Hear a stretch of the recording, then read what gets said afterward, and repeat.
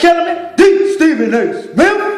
Kay-Dee here to bring you my take of the college football playoff rankings, which was revealed Tuesday night after a weekend where the 2, 3, and 4 all went down in the same weekend. Something we ain't seen in a long time. You know what I mean? So on Tuesday, you know we were going to be in for a treat to see how it all played out. And it played out exactly how I thought it would, fellas. It played out exactly how I thought it would. Alabama #1, baby. No question there. 10-0 roll tide. That defense is special. It is elite. It is deadly, man. Something wicked. Something wicked. A lot of people say, oh, this team couldn't separate themselves from the pack. Well, you're wrong, because Alabama has separated themselves from the pack, baby. They are on another level. They are far and above the rest of the crowd, okay? You know what I'm saying? Teams can't win a championship. Alabama can't win a championship. All you got to do is look at the Denver Broncos. Who won the Super Bowl last year? Them Broncos, right? Did they have much of offense? No, they didn't. But did they have a special defense? Yes. Who won that championship? Defense. Who was the MVP? Von Miller, baby. Defense. Alabama got a defense just like the Broncos had a defense. That's going to get them to a championship. You know, all their offense got to do is maintain and don't turn the ball over, because that defense going to take care of the rest.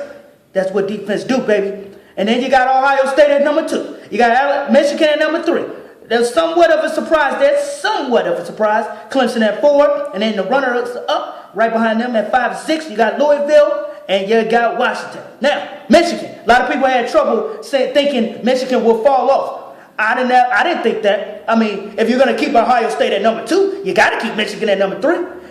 Ohio State lost to who? Penn State. Where? On the road. Who is Penn State? A Big Ten team. Michigan lost to who? Iowa. Where? In Iowa. Who is Iowa? A Big Ten team. Okay? So if you're not going to knock down Ohio State, you can't knock down Michigan for losing to a Big Ten team. Okay? Big Ten is the strongest conference this year. They got a lot of quality teams. Penn State ain't no pushover. That's a winning team. So you give Ohio State some credit and the benefit of the doubt. Iowa is a pretty good team. They're at home. They're hyped up to play a team like Michigan. You give them the benefit of doubt. You know, Ohio State and Michigan play these teams. They're quality opponents.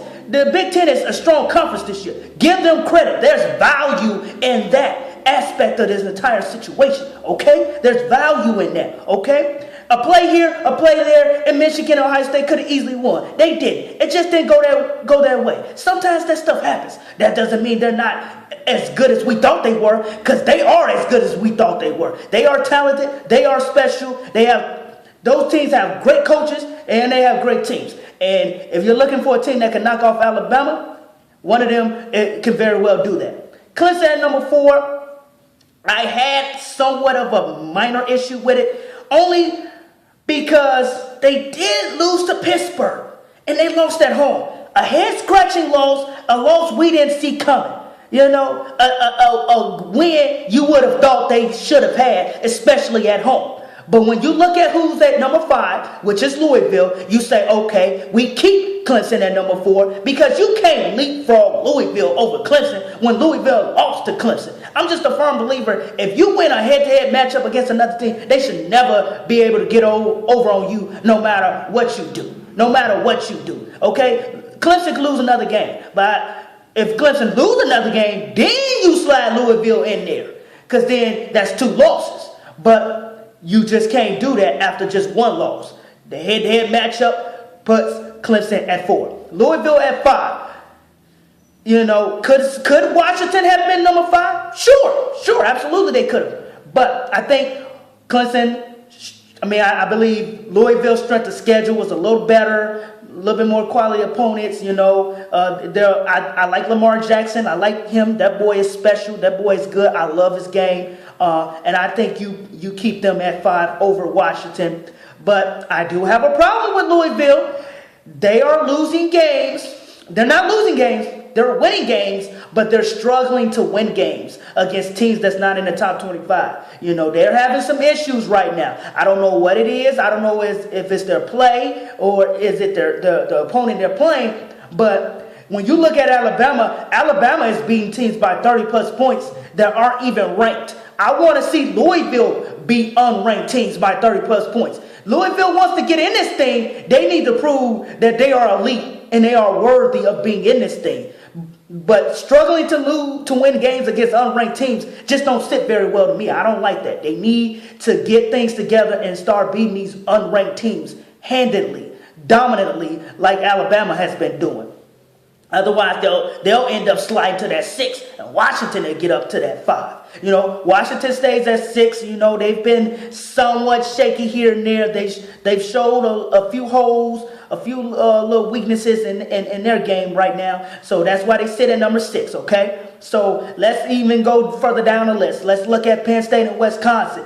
Penn State, Wisconsin, they're in the driver's seat. You know why? Because if those two teams win out, they could ultimately meet each other in the Big Ten Conference Championship, where one of them could win the conference championship and be in this top 4, and then the head-to-head matchup between Michigan and Ohio State, the loser will knock itself out and the winner will get in. So we can have a college football playoff where we can see 2, even maybe 3 Big Ten teams in the top 4. That's how strong that conference been this year, But I don't see Wisconsin getting in there. But you got to give Wisconsin some credibility here because they've played a tough schedule, man. They've played a tough schedule. So, you give them some, they got a long shot. No doubt about it, they got a long shot. But I really believe Penn State is in the driver's seat.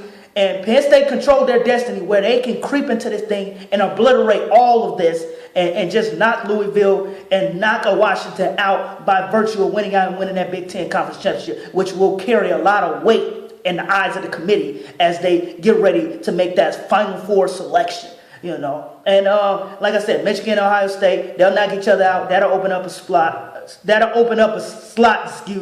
So, we have a situation where Ohio State, Michigan could possibly not make it, or only one of them will make it.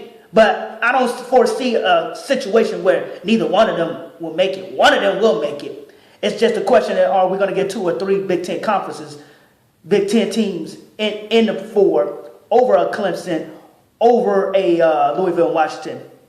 That remains to be seen, and it'll play itself out, and we'll know down the road if that is a possibility and that become a reality.